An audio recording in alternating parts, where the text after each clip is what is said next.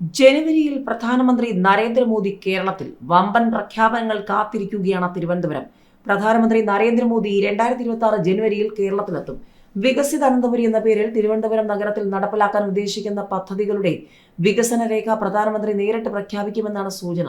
എന്നാൽ ജനുവരി മാസത്തിൽ എപ്പോഴാണ് പ്രധാനമന്ത്രി എത്തുന്നത് എന്നത് സംബന്ധിച്ച സ്ഥിരീകരണം പിന്നീട് മാത്രമേ ഉണ്ടാവുകയുള്ളൂ. ജനുവരി 9 തമിഴ്നാട്ടിൽ പാർട്ടി പരിപാടിക്കായി നരേന്ദ്രമോദി എത്തുന്നുണ്ട്. തിരുവനന്തപുരം നഗരസഭയിലെ BJPയുടെ വിജയം ഫലപ്രഖ്യാപന ദിവസം പ്രധാനമന്ത്രി ട്വീറ്റ് ചെയ്തിരുന്നു. കേരളം പിടിക്കാൻ ലക്ഷ്യമിടുന്ന BJPക്ക് ഇത് വലിയ ആവേശമാണ് സമ്മാനിച്ചത്. കോർപ്പറേഷനിൽ അധികാരത്തിലെത്തിയാൽ 45 ദിവസത്തിനകം പ്രധാനമന്ത്രി തലസ്ഥാനത്തെത്തുമെന്നും നഗരത്തിന് പ്രത്യേക വികസന പദ്ധതികൾ പ്രഖ്യാപിക്കുമെന്നും BJP തെരഞ്ഞെടുപ്പ് വാഗ്ദാനമായി അവതരിപ്പിച്ചിരുന്നു. തിരുവനന്തപുരം മെട്രോ റെയിൽ പദ്ധതി, ഒളിമ്പിക്സ് വേദി എന്നിവയും BJPയുടെ പ്രധാന വാഗ്ദാനമായിരുന്നു. ഇതിൽ മെട്രോ പദ്ധതി കേരള സർക്കാരിന്റെ മേൽനോട്ടത്തിലുള്ളതാണെങ്കിലും കേന്ദ്ര സർക്കാരിന്റെ അനുമതി എന്ന നിർണായക കടമ്പ കടക്കേണ്ടതുണ്ട്. അതുകൊണ്ട് തന്നെ BJPക്ക് കേരളത്തിൽ ആദ്യമായി ഭരണം ലഭിച്ച തലസ്ഥാന നഗരത്തിൽ മെട്രോ പദ്ധതിക്ക് അനുമതി നൽകുന്നതുമായി ബന്ധപ്പെട്ട പദ്ധതി പ്രഖ്യാപിച്ചാൽ അത് പാർട്ടിക്ക് വലിയ സ്വീകാര്യതയുണ്ടാക്കുമെന്ന് നേതൃത്വം തിരിച്ചറിയുന്നുണ്ട്. മെട്രോ റെയിലിന് പുറമെ മറ്റ് പദ്ധതികളും സ്മാർട്ട് സിറ്റിയുടെ ഭാഗമായുള്ള തുടർ വികസന രേഖയും പ്രധാനമന്ത്രി പ്രഖ്യാപിച്ചേക്കും. തിരുവനന്തപുരം നഗരസഭയിലെ BJP കൗൺസിലർമാരുമായി പ്രധാനമന്ത്രി പ്രത്യേകം കൂടിക്കാഴ്ച നടത്തുമെന്നാണ് ലഭ്യമാകുന്ന വിവരം. ജനുവരി 9 പ്രധാനമന്ത്രി നരേന്ദ്രമോദി തമിഴ്നാട്ടിലും എത്തും. പുതുക്കോട്ടയിൽ തമിഴ്നാട് BJP അധ്യക്ഷൻ നയനാർ നാഗേന്ദ്രന്റെ സംസ്ഥാന പര്യടന സമാപന സമ്മേളനത്തിൽ നരേന്ദ്രമോദി പങ്കെടുക്കുന്നുണ്ട്. തിരുവനന്തപുരം കോർപ്പറേഷനിൽ BJPക്ക് പിന്തുണ പ്രഖ്യാപിച്ച സ്വതന്ത്രൻ പാറ്റൂർ രാധാകൃഷ്ണൻ. കേവല ഭൂരിപക്ഷം നേടി BJP. 50 അംഗങ്ങളുള്ള BJPക്ക് ഭരണത്തിലെത്താൻ സ്വതന്ത്രന്റെ പിന്തുണ നിർണായകമായിരുന്നു. 51 ആകുന്നതോടെ കേവല ഭൂരിപക്ഷം BJPക്ക് ലഭിക്കും. പ്രസ്താവനയിലൂടെയാണ് പാറ്റൂർ രാധാകൃഷ്ണൻ പിന്തുണ അറിയിച്ചത്. കണ്ണമൂല വാർഡിന്റെ ഗ്രീൻ ഫ്ലോ കണ്ണമൂല എന്ന വികസന പദ്ധതിക്ക് 3 മുന്നണി സംവിധാനങ്ങളും കണ്ണമൂല എന്ന വികസന പത്രിക 3 മുന്നണി സംവിധാനങ്ങൾക്ക് നൽകിയിരുന്നു.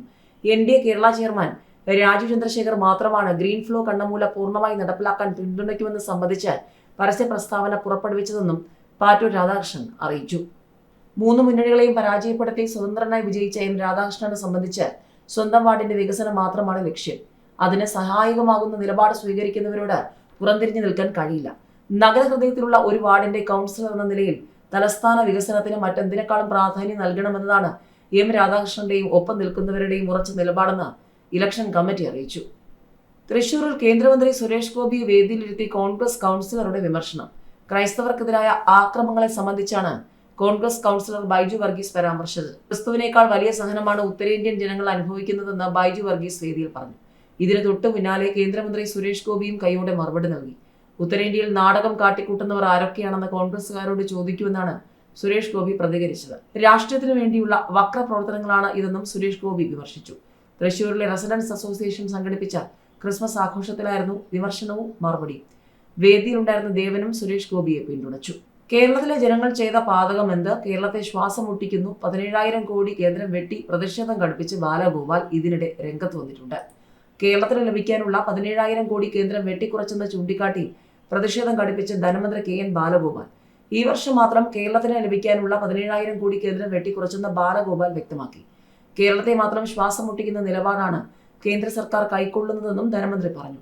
ഇങ്ങനെ ശ്വാസം മുട്ടിക്കാൻ കേരളത്തിലെ ജനങ്ങൾ ചെയ്ത പാതകം എന്തെന്നും ദില്ലിയിലെത്തി കേന്ദ്രമന്ത്രി നിർമ്മല സീതാരാമനുമായി കൂടിക്കാഴ്ച നടത്തിയതിനു ശേഷം ബാലഗോപാൽ ചോദിച്ചു. കേരളത്തിന്റെ കടമെടുപ്പ് പരിധി വെട്ടിക്കുറച്ച നടപടിയിൽ പുനഃപരിശോധന വേണമെന്ന് കേന്ദ്ര ധനമന്ത്രിയോട് ആവശ്യപ്പെട്ടതായും ബാലഗോപാൽ വ്യക്തമാക്കി. കേരളത്തിനുള്ള കേന്ദ്ര ഫണ്ടിൽ 17,000 കോടിയുടെ കുറവാണ് ഉണ്ടായിരിക്കുന്നത്. കേരളത്തിലെ സാമ്പത്തിക സ്ഥിതി അതീവ ഗുരുതരമാണെന്ന് സാമ്പത്തിക വിദഗ്ധർ ഇടയ്ക്കിടെ വിമർശിക്കുന്നു എന്നുള്ളതും കേരളം ചർച്ച ചെയ്യുന്ന സമയത്താണ് ബാലഗോപാലിന്റെ പ്രതികരണം. അതേസമയം കേരളത്തിന്റെ സാമ്പത്തിക സ്ഥിതി മെച്ചപ്പെട്ട് വരികയാണെന്നും ബാലഗോപാൽ അഭിപ്രായപ്പെട്ടു. അതേസമയം തദ്ദേശ തെരഞ്ഞെടുപ്പിലെ തിരിച്ചടിയിൽ ധനമന്ത്രി പ്രതികരിച്ചു. തെരഞ്ഞെടുപ്പ് പരാജയത്തിന് അമിത ആത്മവിശ്വാസവും കാരണമായിട്ടുണ്ടെന്നാണ് ബാലഗോപാൽ പറഞ്ഞത്.